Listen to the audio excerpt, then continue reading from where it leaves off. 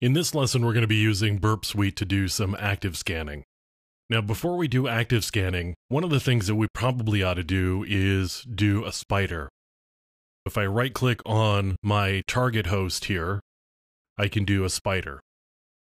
Now, it's telling me some of these are outside the current spidering scope, and so I want to modify the scope, and it's going to bring open this form over here.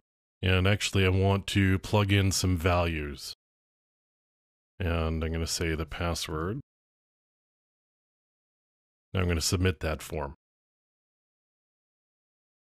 It's going to keep asking me about all of the forms and put in the different values that I want to submit there. So in the case of a form that logs you into a site, you probably want to put some values in so that it can actually get authenticated and stay authenticated to the site as you're going through the spider and the scan. These other ones, I don't care so much about what the values are, I'm just going to let them go. So we're going to keep submitting those. The scope has been modified and it's added this entry here. So the IP address and then port 80. And that's the scope that I want to allow to be worked on at this point. We've got a whole lot of new pages that it's found as part of the spider, and I could actually go over the spider and see whether there are any pages that are still queued up. And we see the requests queued is 0. So I've got all of the pages, the spider is complete. Now what I want to do is actively scan this host. And it's going to give me some options here, whether to remove duplicate items, and I probably want to do that. And I could remove items with the following extensions. So I could get rid of JavaScript, GIF, JPEG, PNG, and CSS. And actually, I want to get rid of all of the images. I don't want to do those, but I do want to take a look at the JavaScript. So I'm going to click Next there, and then we're going to go do the scanning. And we've done some changes to the scope, that's okay. And we're going to go take a look at the scanner now. And we still have the login vulnerability. So the clear text submission of password, that's what we got from the passive scan. And now we've got some additional vulnerabilities.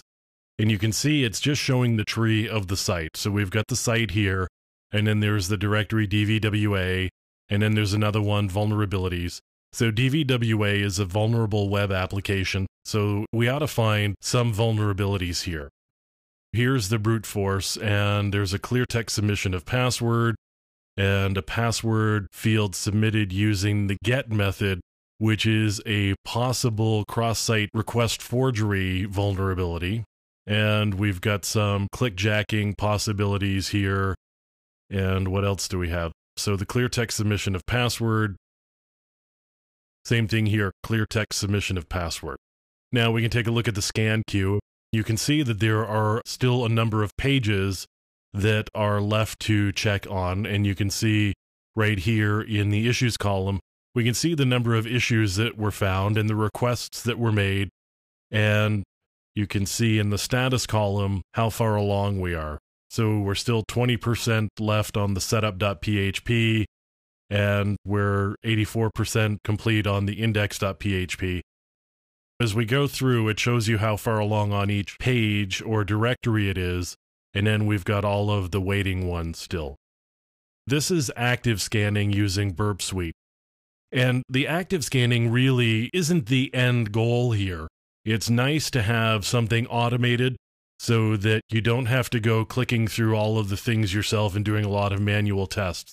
But this is really just a starting point. This is going to take some additional manual checking to see what we can do beyond that. This is just going to give you a list of possibilities. And beyond that, we need to be doing some additional testing manually or using some additional tools and seeing what we can do with it. So it's good to use Burp Suite as a starting point, but this is not the end of doing web application testing. And we're going to be looking at how to use Burp Suite for some additional testing possibilities coming up in the next lessons.